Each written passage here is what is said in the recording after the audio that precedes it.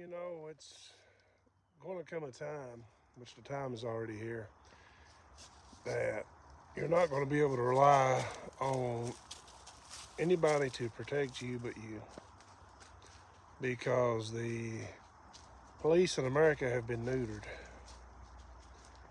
by Black Lives Matter, politics, by the Obama administration, the Biden administration, by the Clintons. All that put together, they have completely destroyed law enforcement, and they have done nothing but pit law enforcement against the citizen and the citizens against law enforcement. And your so-called First Amendment auditors have done nothing but help that cause. So you can no longer depend, and legally, according to the Supreme Court, the police don't have to protect you anyway.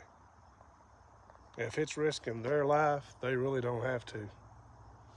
And if I was them, be honest with you, I wouldn't. I would clock in, clock out, get my paycheck and go home. Because that's how badly hated they are. And, everybody hollers, well, they need more training.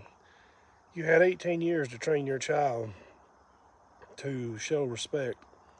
They don't respect you. They don't respect the teachers. They don't respect law enforcement. They don't respect anybody. And then when one of them gets shot and killed, it's, well, he was a great kid. He taught Sunday school. He went to church every Sunday, which we all know is bullshit. And it's not that police need more training. They've come out with all kinds of new, less than lethal equipment for police officers. And even your own senile president has stood up there and said, you can de-escalate a situation by shooting them in the leg. I think the man's been watching too many John Wayne movies. Someone pulls a gun on you, you have a split second to decide if that gun is real or if that gun is fake. If he pulls a knife on you, you have a split second to decide if that knife is real or if that knife is fake.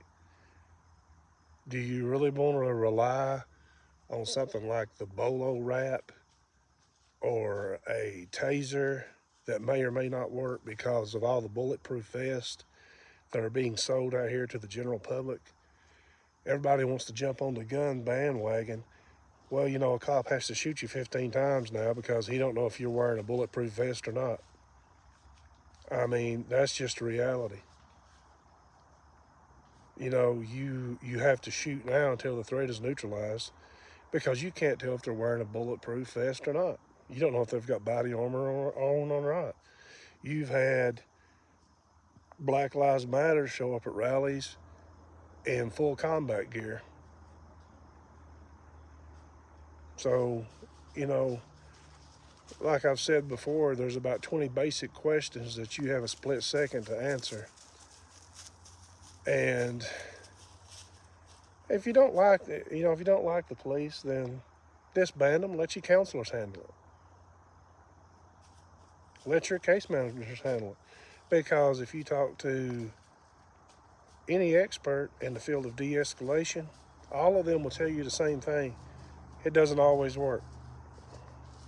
And when you're already being taught to hate the police, not talk to the police, not answer questions, and that's what you're being taught, and you already have a hate for the police, and you're already defensive as soon as you get pulled over, there's no de-escalating that situation. Not when you're being called every name in the book by this individual, and they expect you to maintain a certain composure and not say anything back. And these people that do that, they're cowards because they would not dare stand in somebody's face in Walmart or Lowe's and talk to them that way. They would not dare do that. And the only reason you see First Amendment auditors doing this bullshit, they could care less about the First Amendment. It's all about money. That's all it comes down to. And they're exploiting the First Amendment, and they're totally destroying the First Amendment. Whether you want to see it that way or whether you don't, that's your choice, that's your opinion. I'm just giving you my take on it because they claim to be serving the public. Well, then that makes them a public servant. So then they should act like one and go by the same rules as every other public servant. They claim to be educating the public. Well, how do you educate somebody when you berate them and tear them down and belittle them?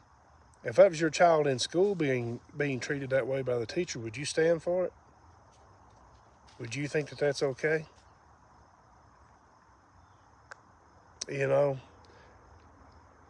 I've gotten hundreds of videos that shows the difference between a civilized culture and a savage culture.